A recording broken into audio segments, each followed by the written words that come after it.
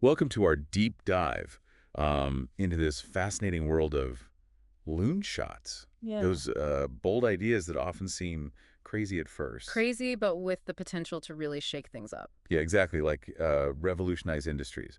And we'll be exploring Safi Bahcall's book, Loonshots, To understand why some brilliant teams kill these game changers. and how we can cultivate them instead. Yeah.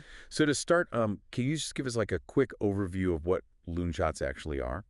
Okay, so imagine groundbreaking ideas like the telephone, Right. or even the development of statin drugs initially met with tons of skepticism. People probably thought they were nuts. Exactly.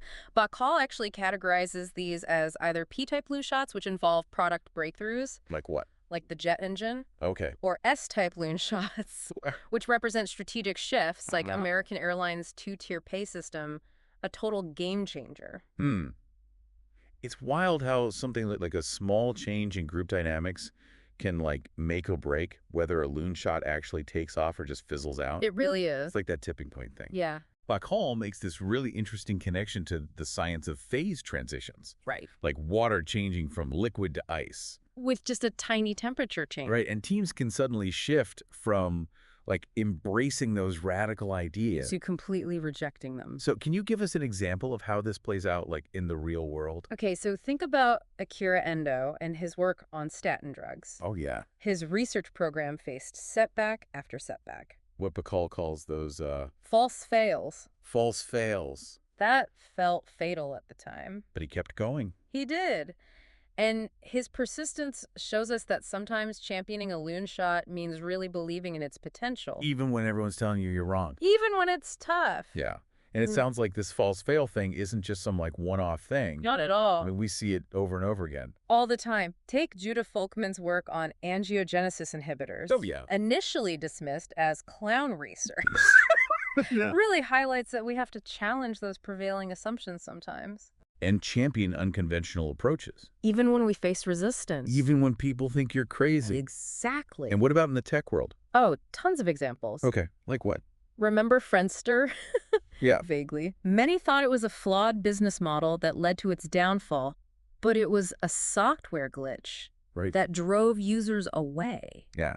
Peter Thiel saw this as a false fail and capitalized on it with Facebook. So he basically saw an opportunity that everyone else missed. He saw the potential. Yeah. This brings us to this concept of the Moses trap, Ah. which I find absolutely fascinating. Can you tell us more about that? So the Moses trap is when a powerful leader dictates which ideas win, Oh, stifling any kind of open dialogue, and that kills innovation. like they become the bottleneck. Exactly. And we've seen this happen with some big companies. Like which ones? Pan Am and Polaroid, Oh, wow. Iconic companies. both led by visionary leaders who fell into the Moses trap.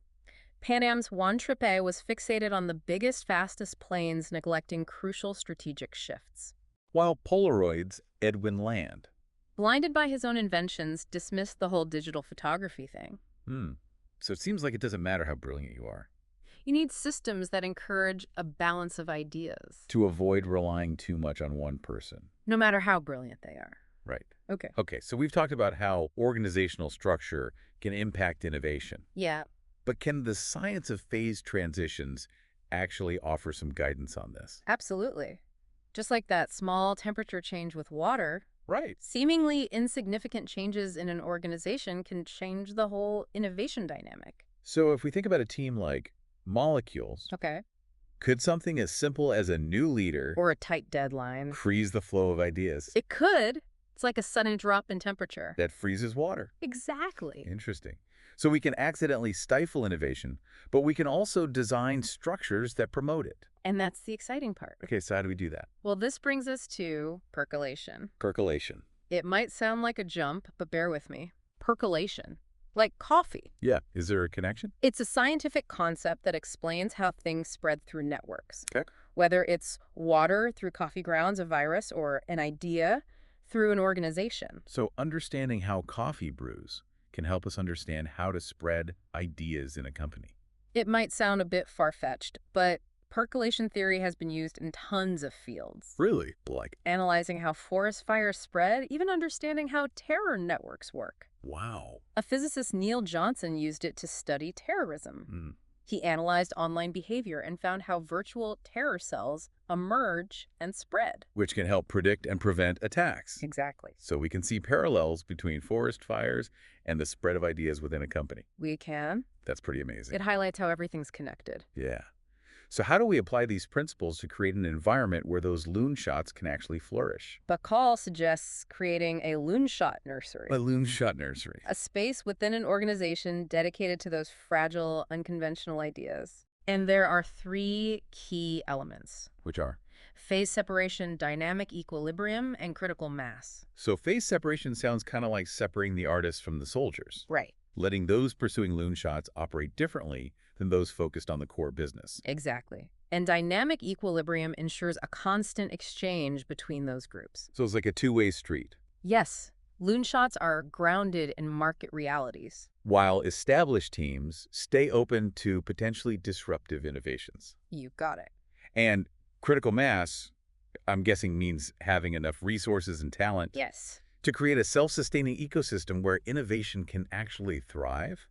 Okay, so are there any real-world examples of this loonshot nursery concept in action? Absolutely. Look at the film industry. Hmm. Major studios focus on those big, predictable blockbusters, and then you have independent production companies. Right. They often nurture those quirky, unconventional films. That later get critical acclaim. Exactly. And is this just limited to the arts? No way! The rise of biotech companies is another example. Okay, how so? They're often pursuing risky, unproven approaches, Wow. while those big pharmaceutical giants focus on incremental improvements. So it's like a parallel track. A similar dynamic. Gotcha. And what about government agencies? Even those. Take DARPA, for example. They fund some pretty out there research projects. They embrace uncertainty and empower talented individuals. To chase those unconventional ideas. Exactly. So creating a loonshot nursery sounds like a balancing act It is. between structure and freedom. You need the right environment for those groundbreaking ideas to actually emerge. But how do we even measure whether an organization is actually fostering loonshots? Well, Bahcall has this interesting concept called a magic number. A magic number. It's a critical size, Okay. beyond which organizations start prioritizing internal politics over innovation. So once a company gets too big, it's harder to nurture those groundbreaking ideas. It can be factors like equity stakes, management span, and reward structures all influence this magic number. So are you saying that big companies are just inherently less innovative? Not at all. Leaders can actually raise this magic number with the right strategies. Really? So what are some practical steps that leaders can take? One way is to make compensation decisions less subjective. To reduce the focus on politics. Exactly. Are there other strategies? Yeah. Using soft equity can help. What's that? Things like peer recognition or opportunities for more impactful work. Instead of just focusing on financial rewards? And making sure that employees' skills match project requirements can help too. So they're challenged but not overwhelmed. Exactly. It's about designing those incentives that encourage loonshots. Instead of just internal competition. Right. So there are ways to design systems. To support those game-changing ideas. Even within those larger organizations. Absolutely. And there are leaders who understood this intuitively. Oh, really? Even before the term loonshot was a thing. Yeah. So who are some of those leaders and what can we learn from them? 2 remarkable figures come to mind, Vannevar Bush and Theodore Vail. Okay. Tell me more about them. They both recognized the need for separate structures to cultivate both disruptive innovations and their established operations. So they were kind of doing phase separation without knowing it. Pretty much. Yeah. So Vannevar Bush was this incredible engineer. Okay. He was instrumental in setting up the U.S. scientific research infrastructure during World War II.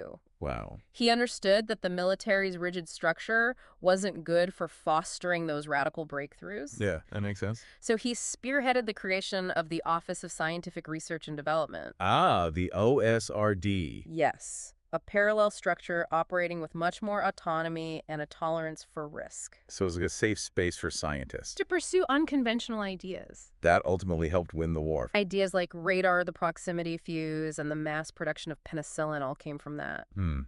That's a powerful testament to the importance of structure. In fostering innovation. Even in those risk-averse institutions. Exactly. And then you have Theodore Vail. Okay. What did he do? He was the president of AT&T. In the early 20th century? Yeah. He faced this challenge of balancing AT&T's existing telephone network expansion with developing those groundbreaking new technologies. So how did he manage that? He created Bell Labs, a Ah, dedicated research and development arm separate from the pressures of immediate profits. smart. Bell Labs became a breeding ground for breakthroughs. Right. The transistor, the laser, even the Unix operating See, system. it's incredible how both Bush and Vail just understood this need for separation. They did. Their legacies really show that organizational structure shapes behavior and success in the long term. It's not just about gathering the best minds. It's about creating systems where those brilliant minds can really thrive, Exactly. And their stories offer a blueprint for any organization. regardless of size or industry. Even someone like Steve Jobs, initially prone to the Moses trap. Wait, really? Steve Jobs. Yeah, he eventually learned to embrace these principles too. That's interesting.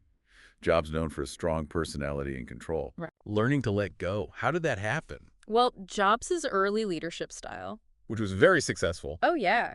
It created iconic products like the Apple II and Macintosh. It also created a lot of friction within Apple. How so? He fostered this intense rivalry between his pirates working on the Mac and the regular Navy responsible for the Apple II, Oh, wow. which ultimately led to his exile from the company in 1985. So his early success might have actually reinforced that Moses trap tendency. Yeah, it made it hard for him to see the value of different perspectives. But then he had that time away from Apple founding NXT and investing in Pixar. And that became a huge learning experience for him, He saw the flaws in his old approach. and started to appreciate the value of structure and balance. And then when he returned to Apple in 1997. He brought that newfound appreciation with him. Okay, so how did that manifest? What specific changes did he make? Well, he shut down Apple's clone program. The one that allowed other companies to make Mac-compatible computers? Yeah, he created a closed ecosystem. Which was a pretty bold move. It was. It limited market share initially, but ultimately fostered greater customer loyalty. And control over the user experience. Exactly. Jobs also brought in Tim Cook A master of operations. to oversee Apple's supply chain and manufacturing. So he separated those artists from the soldiers. Yes. He ensured that Apple's operations ran smoothly while he focused on the products and innovation. A great example of dynamic equilibrium. It is. But didn't Jobs initially resist those strategic shifts, those S-type loonshots? He did, but eventually he came around. Yeah. He spearheaded the creation of the iTunes Music Store. Which was revolutionary, It was. It transformed the music industry, even though a lot of people were skeptical. inside and outside Apple. It's amazing how he adapted and evolved as a leader He recognized the value of those strategic shifts. that he'd initially dismissed. It really shows that even visionary figures like Jobs can learn and adapt. It's inspiring. It is, and it brings us back to those false fails we talked about. Right. It seems like organizations often misinterpret setbacks, They do. and then they abandon potentially promising ideas too early. It happens all the time. There are these cognitive biases that cloud our judgment. Like what? Availability bias, for one.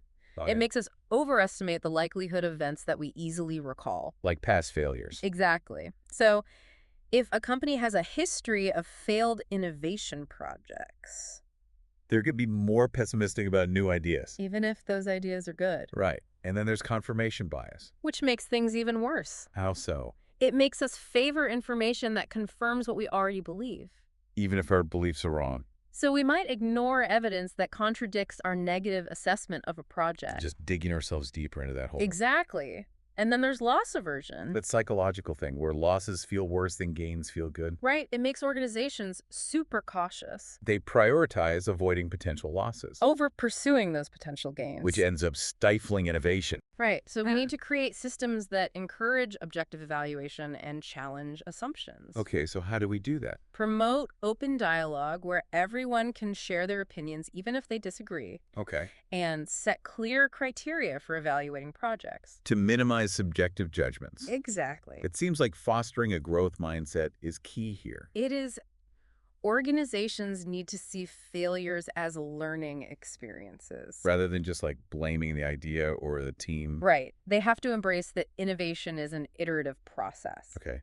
But even with the right mindset and systems in place, Sometimes loonshots still need a dedicated champion. Ah, those unsung heroes of innovation. They're the ones who really believe in an idea. And go above and beyond to make it happen. Exactly. But what makes an effective champion? Well, they have to really understand the technical aspects of their loonshot. And the organizational dynamics that might get in the way. They need to be able to explain the value of their loonshot to everyone. From skeptical engineers to risk-averse executives. So they need to be persuasive and persistent. They have to be able to articulate their idea and navigate those obstacles. And they need to be resilient. Able to bounce back from setbacks and keep that enthusiasm going. Even when things get tough. And most importantly, they need political savvy. To build those alliances and navigate organizational politics. Exactly. So identifying and nurturing these champions is critical for any organization. It is. If they want to cultivate loonshots. Right. They need to create a culture that rewards those who take risks and champion those unconventional ideas. Yes. And provide training and development to give them the skills they need to succeed. And leaders need to recognize and support those champions. They play a vital role in driving innovation. Okay, so let's circle back to phase separation. Okay. You mentioned it as a crucial element of a loonshot nursery. Yeah. Can you expand on how creating distinct structures for loonshots and franchises can actually benefit both? Sure. So phase separation prevents those responsible for the core business. For accidentally killing off those loonshots. Right. And this separation can take different forms. Like what? Physically locating teams in different buildings or having distinct reporting structures and performance metrics. So tailoring the environment to each type of innovation. Yes, loonshot teams need autonomy flexibility, a tolerance for risk. To experiment, iterate, and even fail. Without the pressure of immediate profit. And franchise teams. They need efficiency predictability. A focus on execution. Clear goals, established processes, and a culture that rewards consistency. So trying to house both within the same structure can lead to conflict. It often does. Loonshot teams feel stifled. And franchise teams see those experiments as disruptive and wasteful. Exactly. By separating those teams, It's a win-win. both can flourish. But this separation requires careful planning. Of course. Yeah. You need to think about the organizational structure, communication, and incentive systems. Right. It's about creating boundaries, but also ensuring communication. Yes. So we need a way for those separate groups to exchange ideas and feedback. Right. We don't want loonshot teams to be isolated from market realities. Which brings us back to dynamic equilibrium. Exactly. So what are some practical ways to achieve that? Cross-functional teams Made up of members from both groups. can work together on specific projects to foster collaboration, And regular communication channels. like meetings, presentations, or online forums. To share information and feedback. Right. And what about rotation programs? Those can be great too, where employees spend time working in both environments So they gain experience in both worlds. and develop empathy and cross-functional expertise, And mentoring can be helpful. where experienced members of franchise teams can guide those in loonshot teams, So it's about creating this symbiotic relationship. where loonshots inform franchise development. And franchises provide feedback and resources to support those loonshots. Exactly. Okay, so we've talked about dynamic equilibrium and phase separation. Yeah. But what about critical mass? Ah, yes. That's about having enough talent, resources, and ideas. To sustain that vibrant loonshot ecosystem. Right. It's about reaching that tipping point. Where innovation becomes self-sustaining. Exactly. Okay, so how do we get there? It takes a deliberate effort. You have to attract and retain top talent by creating a stimulating environment, Right. investing in promising projects, and celebrating those successes. So it's about building momentum. Yes.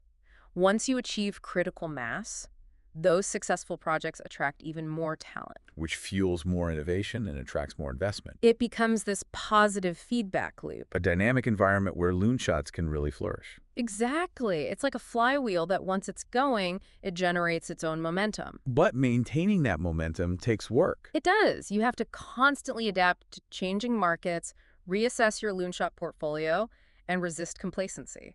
So it's not a set it and forget it kind of thing. Nope. You have to constantly nurture that innovative edge. Okay, so we've talked about the ideal environment for fostering loonshots. We have. But large organizations, despite their resources, often struggle with this. They do. Why is that? Their size and complexity, while good for managing established operations, Can create a lot of inertia. and resistance to change. So what are some of those specific challenges that they face? Bureaucracy, for one. With all its layers of approval and rigid hierarchies. It can really stifle the agility and experimentation that loonshots need. It's like trying to steer a giant ship through a narrow channel. Exactly. Right. It's slow and cumbersome, and there's a big risk of running aground. Right. And then there's risk aversion. Fueled by that fear of failure and a focus on short-term results. Makes it really hard to secure funding for those unconventional ideas. Right.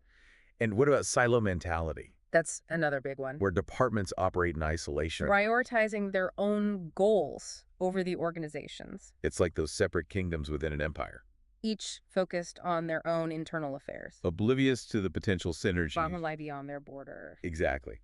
And then there's the lack of psychological safety. which can be really detrimental Because when employees are afraid to speak up, or challenge the status quo.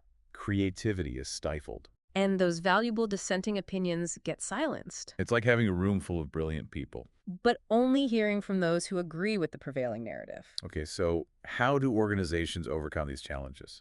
It takes a conscious effort to simplify those processes, empower individuals, and foster a culture that embraces risk. And values diverse perspectives. Exactly. And leadership plays a huge role here. They have to set the tone. Champion innovation, set a clear vision, and provide the necessary resources, And support. even when those ideas challenge the norm. So they can't just talk about innovation. They have to actually walk the walk Lead by example. and celebrate those failures as learning opportunities, To shift that organizational mindset away from that fear of failure. towards a culture of experimentation. Exactly. Okay, so how can leaders practically foster this loonshot mindset within their organizations? Well, it requires a multifaceted approach that addresses both structure and culture. Okay, so let's break that down. The first step is communicating that vision for innovation, Oh. showing its importance through actions, and providing the necessary resources. Even when those ideas are unconventional. Exactly. So it's not enough to just talk about it. You have to actually support it. Right. What else? Leaders also have to actively cultivate that culture of experimentation, Okay. encouraging employees to take risks and learn from those failures. And that means creating psychological safety. Yes, making sure that people feel comfortable expressing themselves and challenging the status quo. Without fear of punishment. Exactly. It's about creating that environment where it's safe to fail As long as you learn from it. and apply those learnings to future projects. Right. What about the role of structure in all of this? That's important too. How so? Creating dedicated loonshot teams or innovation labs that operate with more autonomy and flexibility Can give them the space to experiment. outside the constraints of the core business, So it's like creating those pockets of innovation where disruptive ideas can thrive. without getting bogged down by the bureaucracy. Yes. And incentive systems play a role too. Absolutely. Yeah.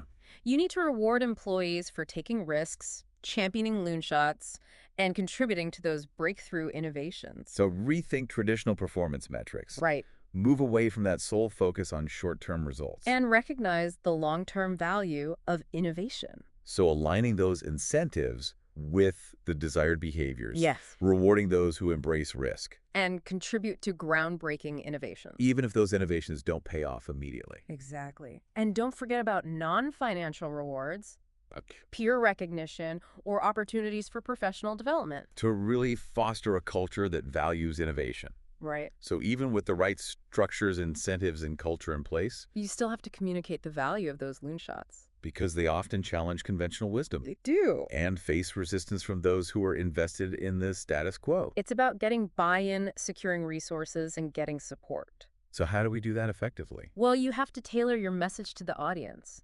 Understanding their priorities, concerns, and motivations. So, for example, if you're presenting a loonshot to a risk-averse executive, You might emphasize its potential to reduce future threats. or create new market opportunities. Instead of just focusing on how cool the technology is. Right. So framing the loonshot in a way that resonates with the decision makers. And highlights the value it brings to the organization. Yeah.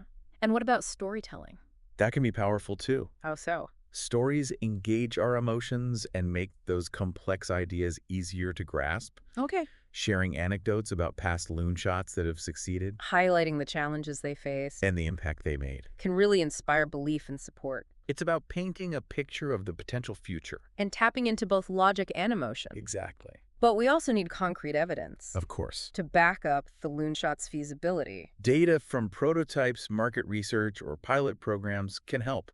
to show that the idea is worth pursuing. Right. So it's about striking that balance. Between inspiration and evidence, Mm-hmm. appealing to both the head and the heart. Exactly. Okay. Yeah. But even with the best narrative and evidence. It can still be tough to overcome inertia and resistance. So how do we do that? Create a sense of agency. Now.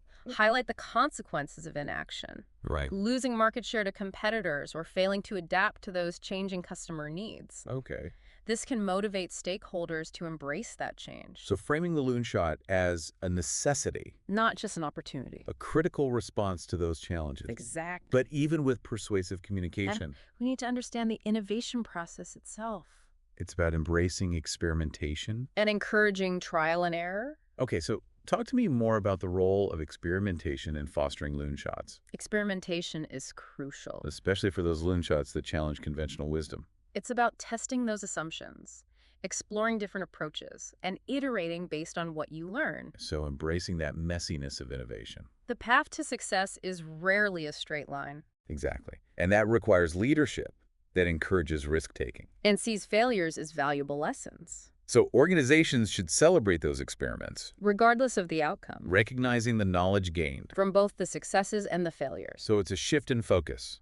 From outcomes to process, The value isn't just in achieving success, but in the learnings along the way, and creating dedicated spaces for experimentation can help like innovation labs. to free those teams from the constraints of the core business. Give them a sandbox to play in. But we still need clear processes for experimentation Of course. to make sure those experiments are well designed Data is collected and analyzed and those learnings are shared. throughout the organization So it's about structured experimentation. to maximize learning and minimize waste We need open communication, and feedback encouraging teams to share both their wins and their losses, to create that collaborative learning environment. where everyone benefits from those shared experiences. Okay, so we've talked about experimentation, Yeah.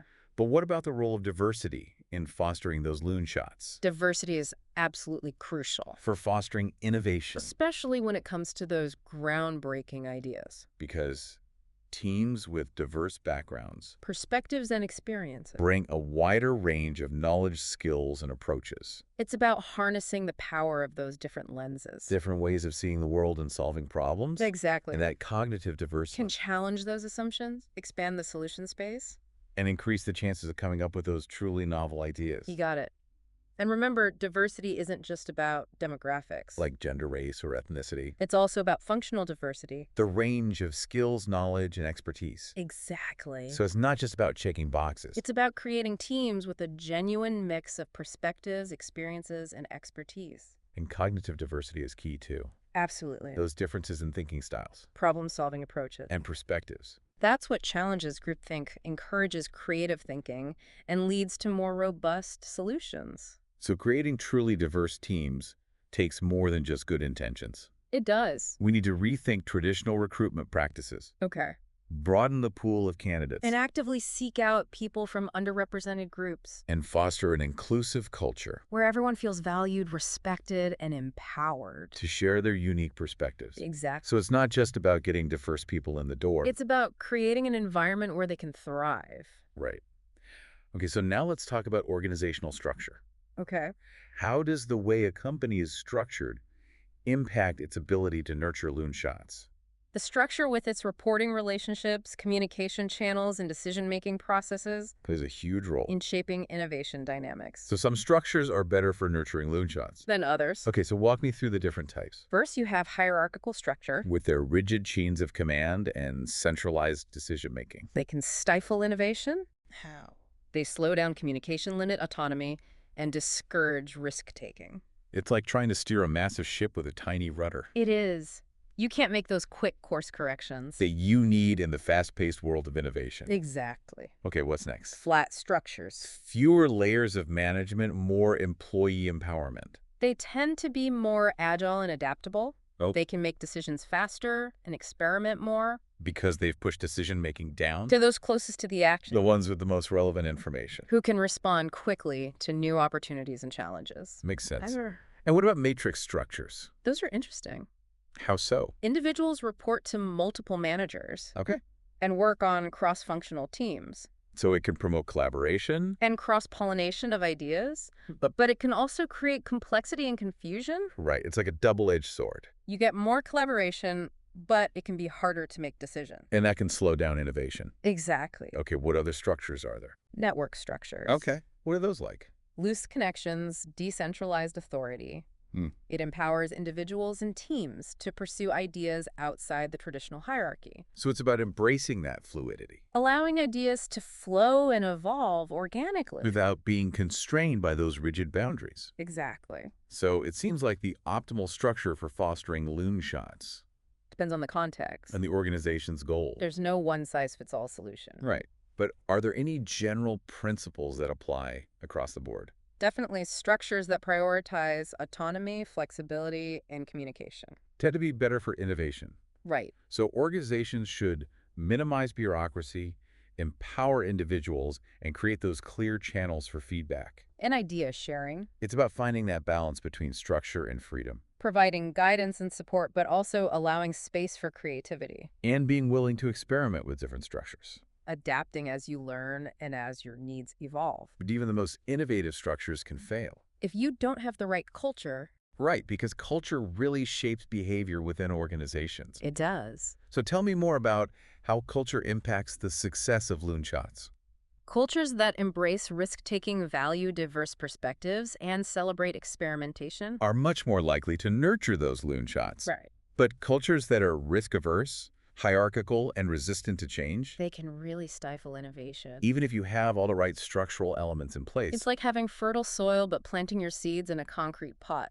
they might sprout, but they'll never truly flourish. Exactly. Okay, so what are some of those key cultural elements that make an environment loonshot friendly, Well, a growth mindset is crucial. where people believe they can develop their ability? Through hard work and dedication, Right. this encourages experimentation and sees failures as opportunities to learn So it's about fostering that belief in continuous learning, and improvement, where people are encouraged to push their boundaries. and see challenges as opportunities to grow. Exactly. And what about psychological safety, That's paramount, too. where people feel comfortable expressing themselves Sharing their ideas and challenging the status quo. without fear of being punished or ridiculed? Exactly. So creating that safe space for vulnerability. Where people can freely share their thoughts and ideas. What else? A tolerance for ambiguity and uncertainty. Okay. This allows people to explore unproven ideas and navigate the messiness of innovation. So embracing that discomfort of venturing into the unknown. Knowing that's where those breakthrough opportunities often lie. Right. And we can't forget about the importance of celebrating diversity, Absolutely. valuing and respecting people from all backgrounds Perspectives and experiences. to expand the solution space and increase the chances of generating those truly novel ideas. Exactly. So diversity isn't just a nice thing to have. It's a strategic advantage. That drives innovation. Right. Okay, so what about the focus on short-term versus long-term impact? Ah, yes, that's an important one, too. How so? Organizations that are focused on the long term are more likely to invest in loonshots. Even if those ideas take time to mature and generate returns, Right. it's about having that long-term vision, And being willing to play the long game because true innovation often requires patience. and a belief in the eventual payoff. Okay, so it seems like fostering a loonshot-friendly culture is an ongoing process. It definitely is. It requires a sustained effort. What are some of those key actions that organizations can take? Modeling the desired behaviors from the top down, Okay. communicating those values clearly, And establishing systems and processes that reinforce those values. So walking the talk. ensuring that your actions align with your values. Right. And celebrating those successes Recognizing and rewarding those who contribute to innovation to reinforce those behaviors. and motivate others to do the same, So it's a positive feedback loop, where success breeds more success. and innovation becomes ingrained in the culture. Exactly. And you need to be willing to challenge those existing norms. Adapting those cultural elements as the organization grows and the landscape changes. It's about continuous evolution and improvement. Right. So it's not about clinging to tradition for tradition's sake It's about being open to new ways of doing things. and adapting to the changing needs of the organization and the market. Exactly. Okay, so we've talked a lot about creating the right environment for loonshots. We have. But culture isn't everything. Of course not. We also need to talk about feedback. which is crucial for any idea But especially for those fragile loonshots. that face so much skepticism. So why is feedback so important for loonshots? It provides valuable insights. Okay. It helps those champions identify blind spots, refine their approach, and address those potential challenges. So it's not just about criticizing, It's about providing guidance and support. helping those champions navigate the obstacles. Exactly. Feedback also builds confidence. How so? It shows that the organization is invested in the idea and is willing to provide support. Right, and it creates accountability. Encouraging those champions to iterate, improve, and show progress. Okay, so what are the qualities of effective feedback? It needs to be timely, Okay, provided soon after an event or milestone so the information is still relevant. so striking while the iron is hot. Exactly. And it needs to be specific, Focusing on concrete behaviors, actions, or outcomes. rather than vague generalities, Okay. and it has to be actionable, Offering clear suggestions for improvement. not just pointing out flaws. So it's not enough to say, this is wrong. You have to explain how to make it better. Right. And how it's delivered matters too. It does. Feedback should be delivered with empathy and respect. Recognizing the effort and passion that those champions have invested. Exactly. Okay, so how can organizations create a culture of feedback? Establish clear processes for giving feedback. Okay. Train people on how to give it effectively. And reward those who provide valuable insights. So making feedback a routine part of the culture. Not just a one-time thing. Right. Yeah. But sometimes those breakthrough moments, They come from unexpected places. those chance encounters or unplanned collaborations. That's the beauty of serendipity. Those happy accidents. That lead to unexpected discoveries and groundbreaking ideas. So we can't control when those serendipitous moments will happen. We can't.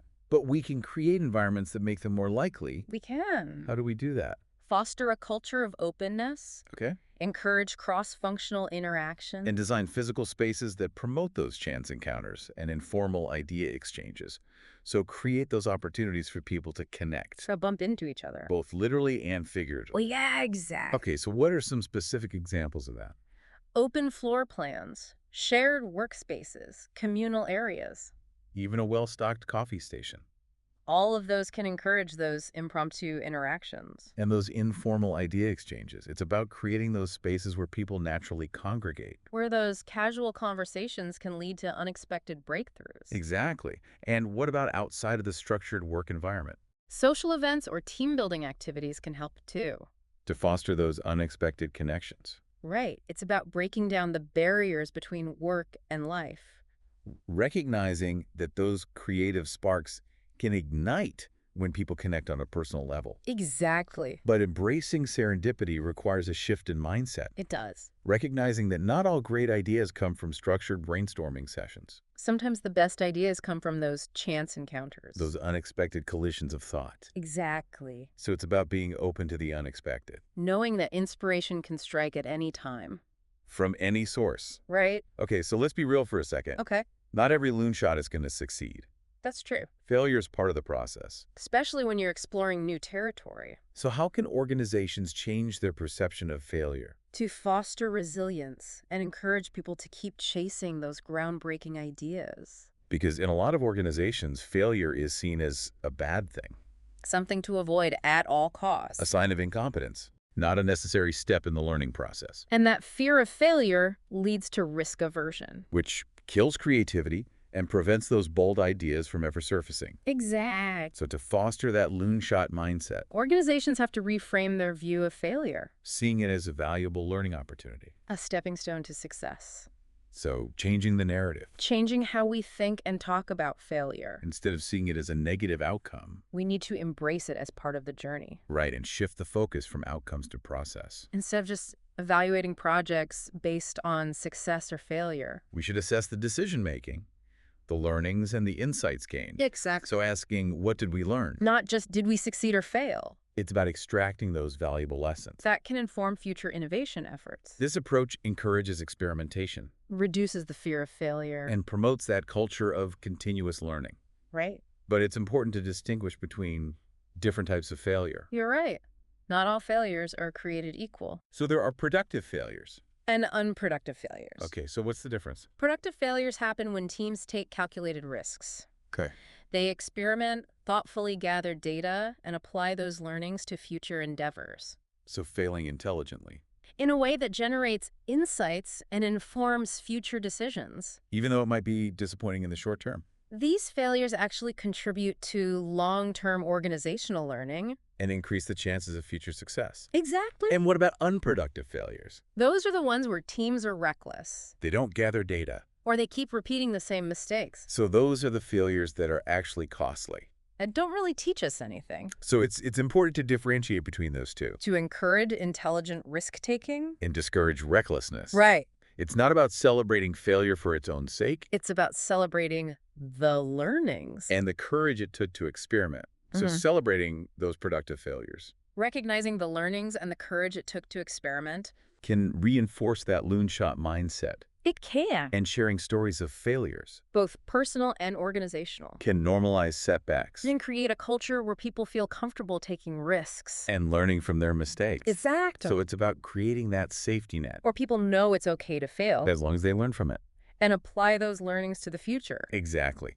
By embracing failure as part of the process. Organizations can create environments where loonshots thrive. And resilience is fostered. And those breakthrough successes become more likely. But we also need to understand the limits of innovation. You're right. It's not just about encouraging those crazy ideas. We have to recognize that not every idea is feasible or worth pursuing. That's where the adjacent possible comes in. Yeah, exactly. Okay, so what is the adjacent possible and how does it relate to loonshots? The adjacent possible is a term coined by biologist Stuart Kaufman. It refers to the space of possibilities That are immediately accessible. from where we are right now.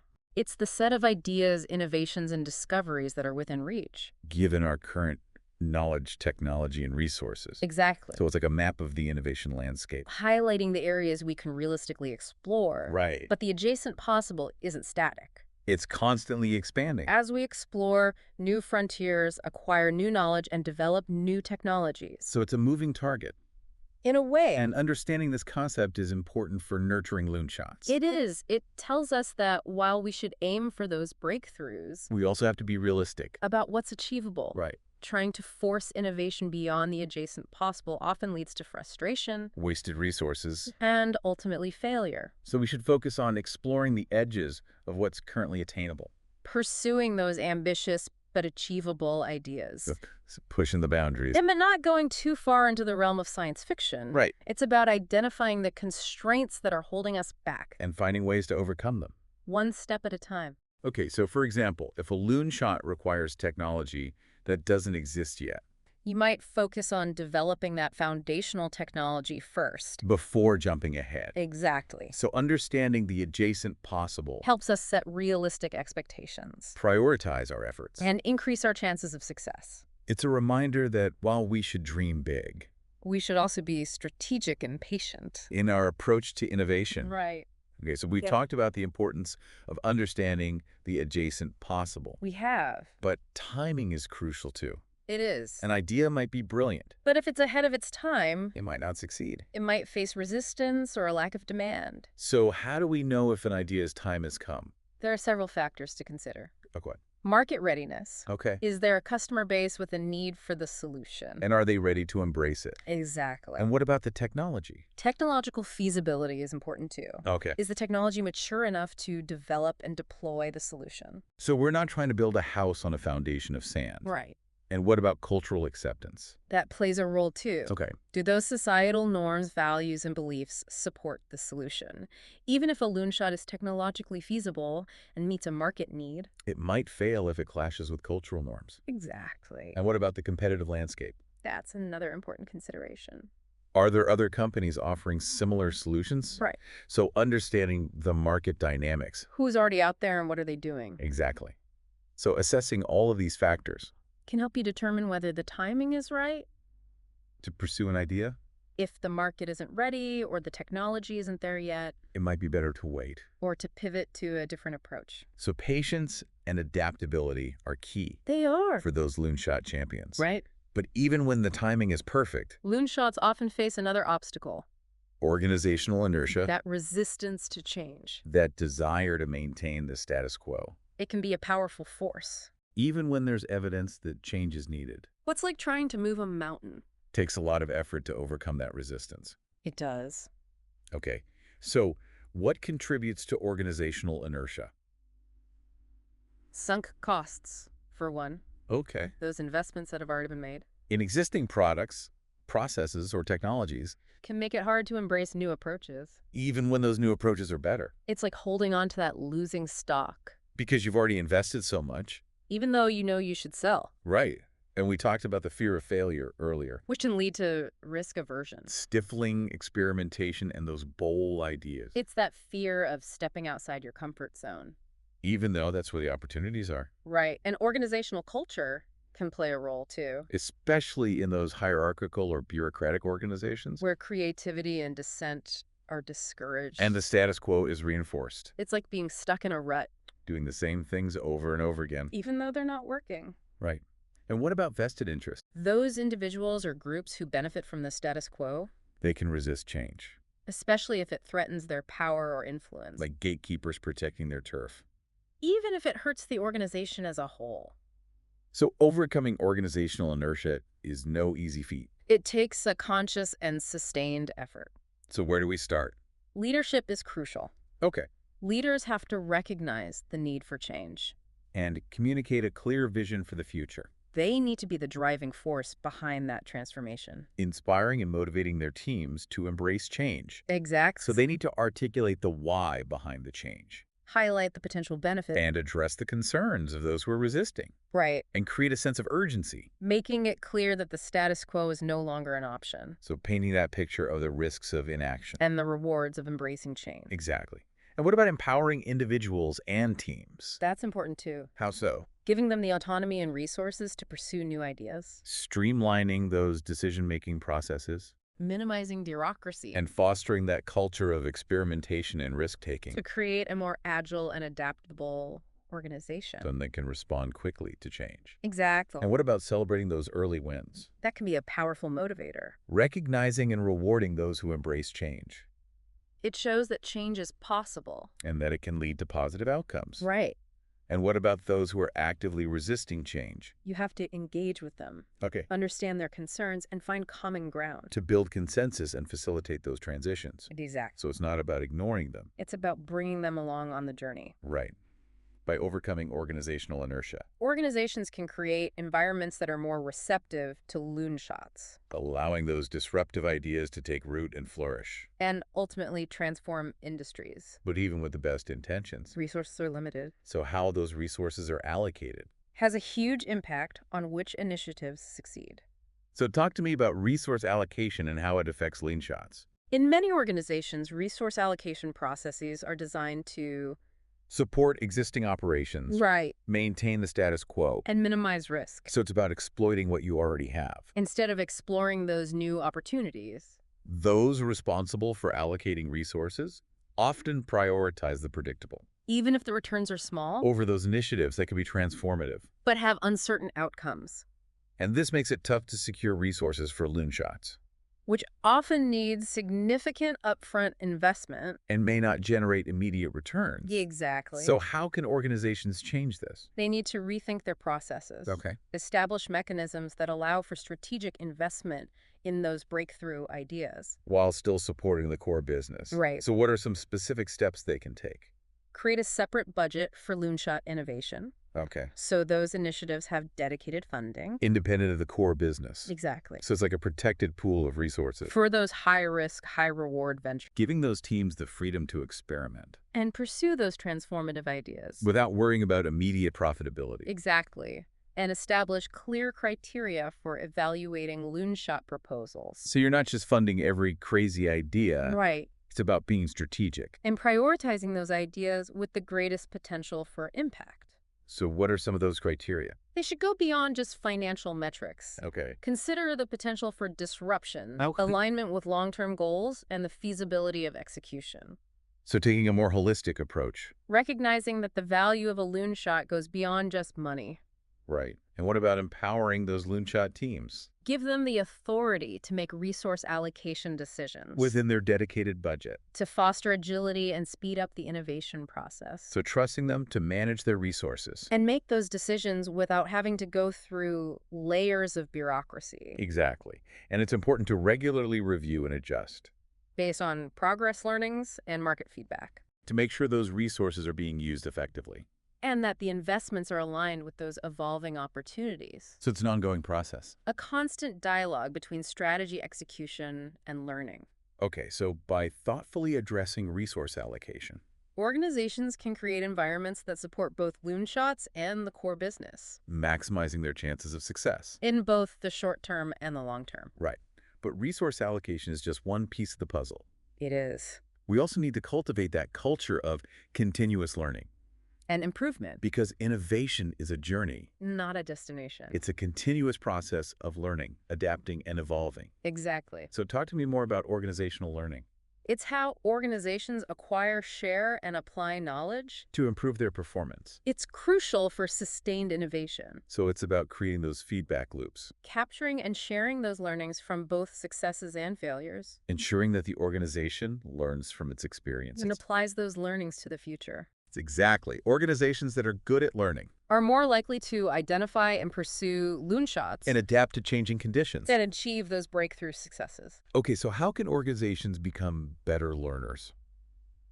Well, first, they need to encourage experimentation Oh. and view failures as learning opportunities. Like we talked about before. This generates knowledge and insights, It's about creating that safe space for taking risks. knowing that even if you fail, those learnings are valuable. Right. And what about sharing those learnings? You need clear processes for capturing and sharing that knowledge. Okay. So those insights from experiments, projects, and market interactions, Don't get lost. that might involve creating knowledge repositories, Okay. conducting after-action reviews, We're establishing communities of practice. where people can share their expertise and experiences. So it's about creating those systems and structures for making sure those valuable lessons are shared. And used, Right. And we talked about collaboration earlier. which is also crucial for organizational learning. Encouraging people to interact with colleagues from different departments and disciplines It fosters knowledge transfer, and helps people learn from each other breaking down those silos and creating those aha moments. that fuel innovation. Exactly. And what about individual learning?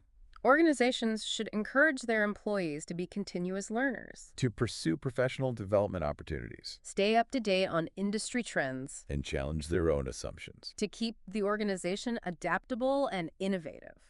So fostering that culture of curiosity and continuous improvement Exactly. by embracing organizational learning, Organizations create that dynamic environment. where loonshots can be nurtured Knowledge is shared, and innovation flourishes. but none of this is possible without effective leadership. Right, because ultimately it's the leaders who set the tone Create the culture. and provide the resources and support for innovation. They play a pivotal role in fostering that loonshot innovation. So what are the qualities of a leader who can successfully champion loonshots?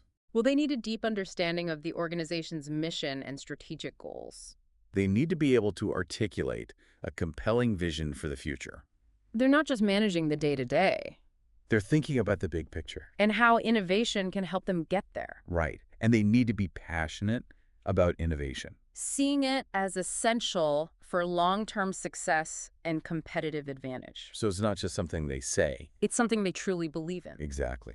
And they need to be willing to take risks. Embracing uncertainty and viewing failures as opportunities to learn, So they're not afraid to push boundaries to challenge the status quo. and venture into uncharted territory. Exactly. And they need to empower their teams Giving them the autonomy, resources, and support they need. to pursue those unconventional ideas. Because they're not micromanaging. They're creating space for their teams to flourish. Exactly. And they need to foster a culture of experimentation Encouraging trial and error. and celebrating both successes and learnings from failures. So creating that environment where it's safe to experiment and learn. Exactly. And they need to be champions for diversity. Recognizing the value of different perspectives and experiences, So they see diversity as a driver of innovation. not just a box to check. Exactly.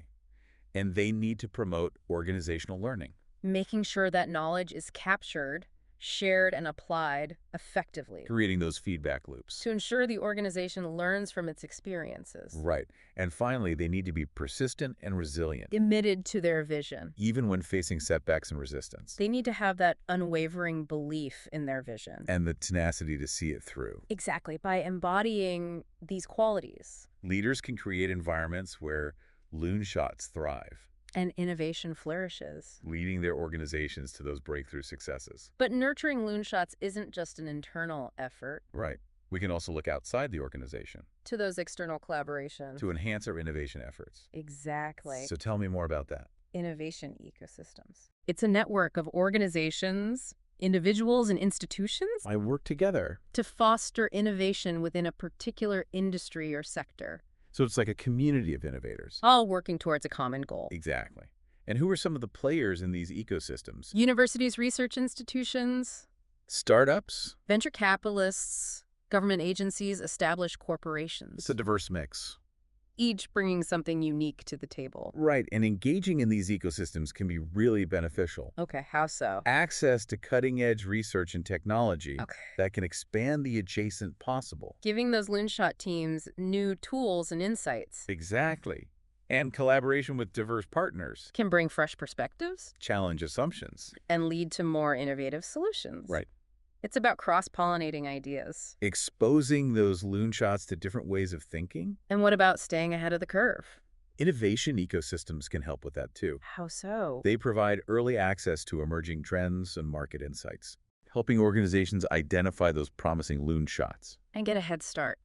And what about resources? Shared resources like funding infrastructure and expertise. Can reduce the cost and risk of innovation. Exactly. So it's about leveraging the collective resources of the ecosystem. To make innovation more accessible. And what about speed?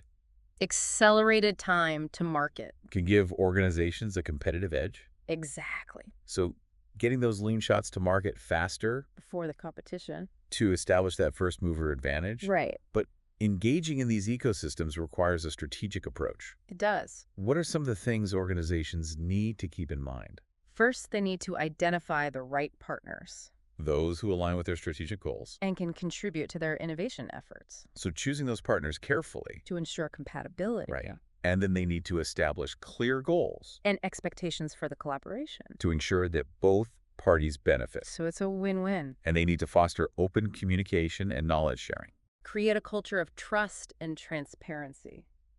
So building strong relationships And open lines of communication. to ensure that information flows freely. And both parties feel comfortable sharing their ideas and expertise. Exactly. And they need to be willing to share resources and expertise. Recognizing that collaboration is a two-way street. It's about giving as well as receiving. Exactly. So by actively participating in those innovation ecosystems Organizations can tap into a vast network of knowledge, resources, and talent. to accelerate their innovation efforts. And increase their chances of achieving those breakthrough successes. Okay, so we've talked about collaboration. Yeah. But what about the role of technology in nurturing loonshots? Technology is both an enabler and an accelerator of innovation. Right. It's constantly creating new possibilities Empowering those loonshot teams. to achieve what was once thought impossible. Exactly. Okay, so give me some examples of how technology is changing the game for loonshots. Cloud computing, for instance. Okay, It's made powerful computing resources accessible to everyone. so startups and small teams can now pursue ideas that once required massive infrastructure investments. Right. It's leveled the playing field. Allowing those smaller, more agile players to compete. And what about artificial intelligence and machine learning?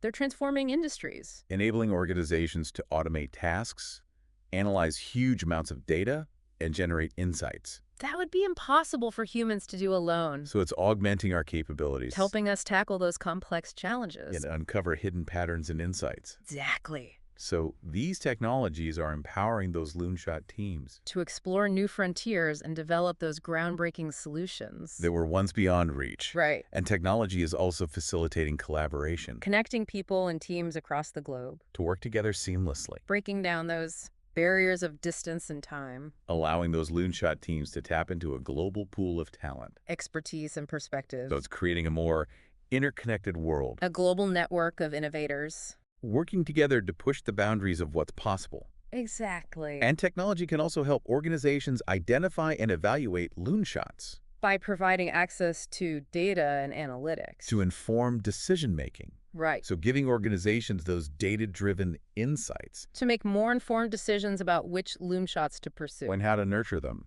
Exactly. Things like market research tools, social media analytics, and trend forecasting platforms.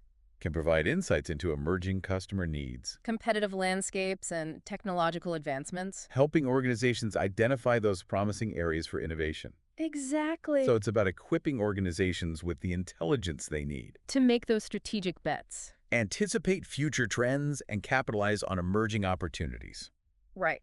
By embracing technology. Organizations can empower those Loonshot teams Span the adjacent possible. and accelerate their journey towards disruptive innovation. Exactly. But it's not just about embracing technology. It's also about embracing a more iterative, experimental approach to product development, So moving away from those traditional linear approaches. where you spend months or years planning and designing before you even see a prototype. Right. Rapid prototyping is all about creating and testing tangible representations of ideas Quickly and iteratively. to gather feedback, refine the approach, and make adjustments early on.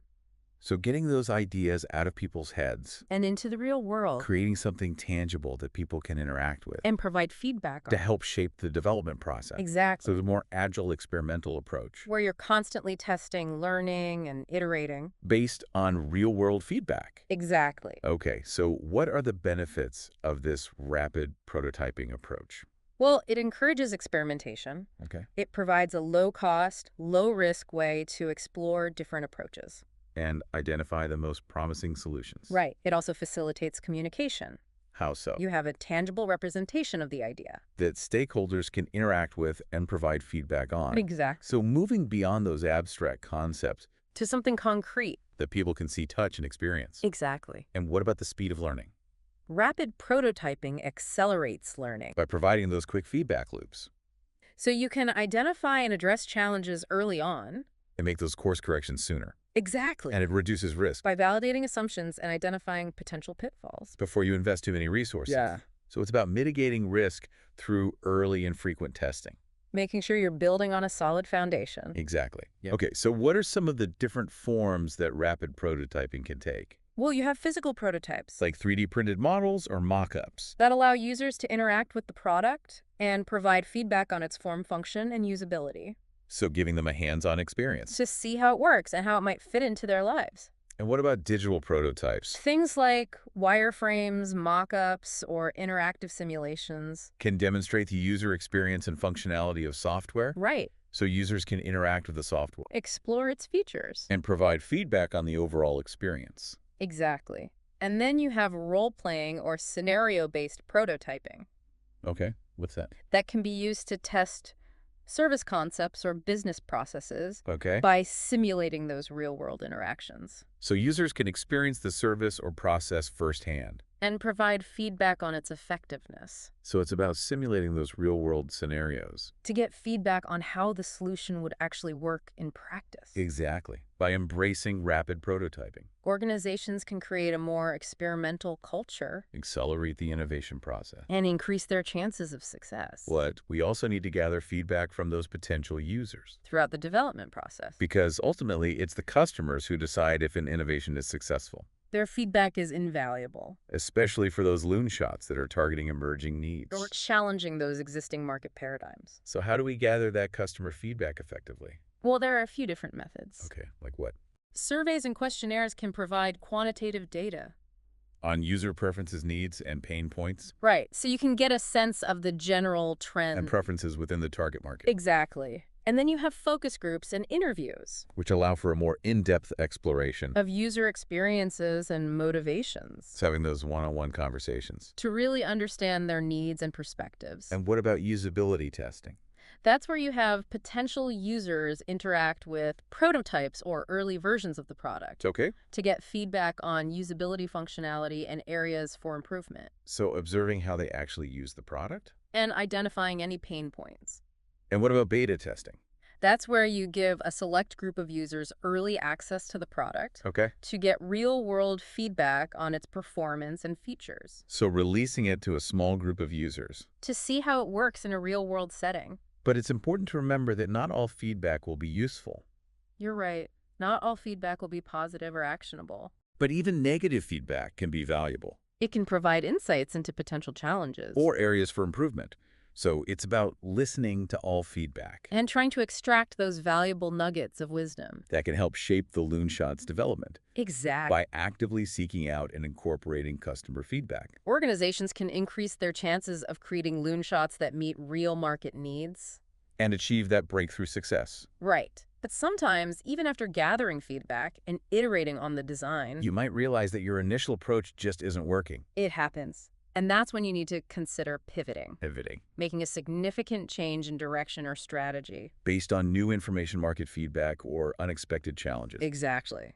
It's an essential skill for those loonshot teams Who are operating in those uncertain environments. and need to adapt as they learn, So recognizing when your initial assumptions were wrong. or when the market isn't responding as you expected. And having the courage to change course. Even if it means abandoning your initial vision, So it's not a sign of failure, it's a sign of agility. a willingness to adapt, Exactly. and recognizing that the path to innovation is rarely straightforward. You have to be prepared to adjust as you go. So how can organizations create a culture that embraces pivoting? By encouraging experimentation, Okay. celebrating learnings. And giving teams the autonomy and resources to adapt.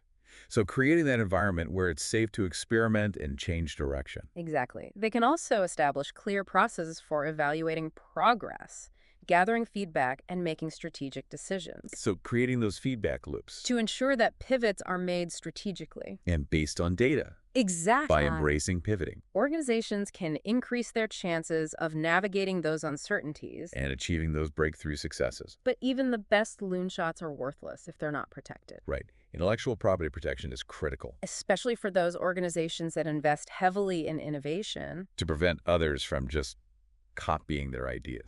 Okay, so what is intellectual property and how do we protect it? Intellectual property refers to those creations of the mind.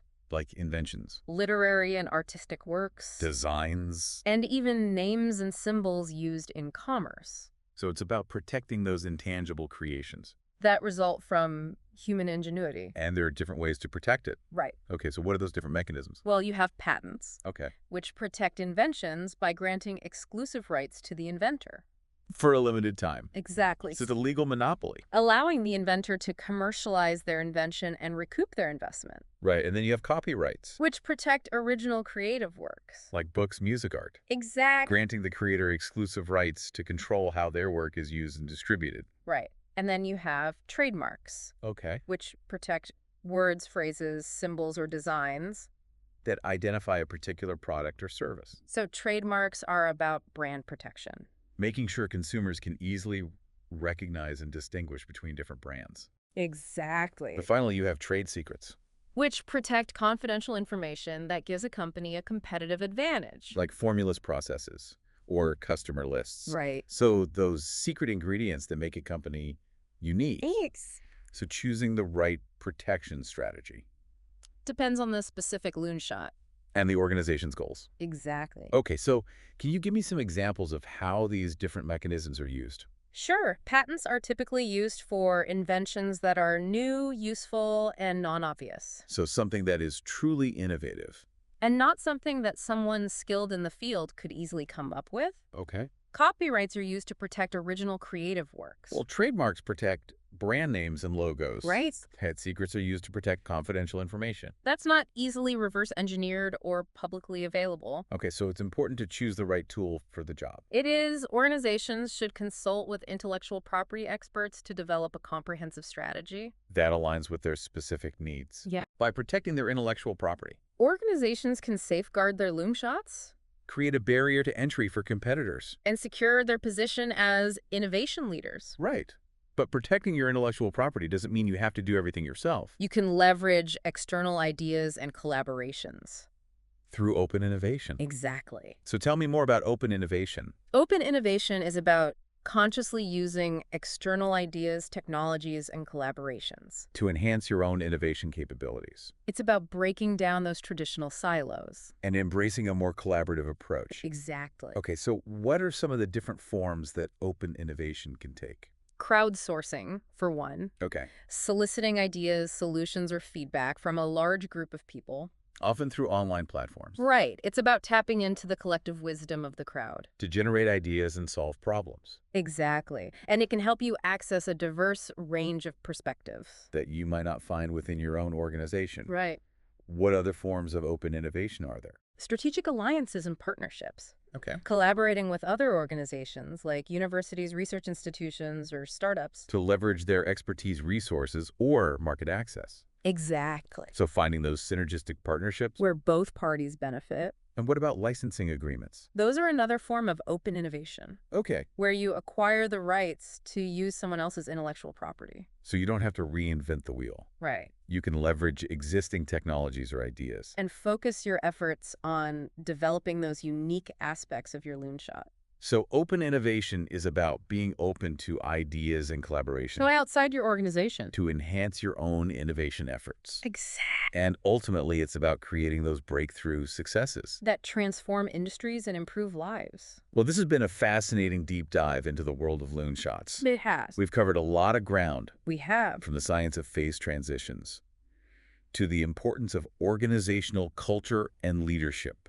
And the power of embracing failure and experimentation It's clear that nurturing those groundbreaking ideas, requires a deliberate and multifaceted approach it's about creating the right environment with the right structure, systems, and culture and empowering individuals to pursue those audacious goals. that can change the world. Exactly. So as we wrap up this deep dive, I want to leave our listeners with a final thought. okay, What loonshot are you championing? what's crazy idea are you holding on to? Don't let fear or inertia hold you back. Embrace the principles we've discussed today. And unleash your inner innovator. The world needs your loonshots. Now more than ever. Thank you for joining us on this journey. And remember, Keep chasing those crazy ideas because those are the ones that have the power to change everything.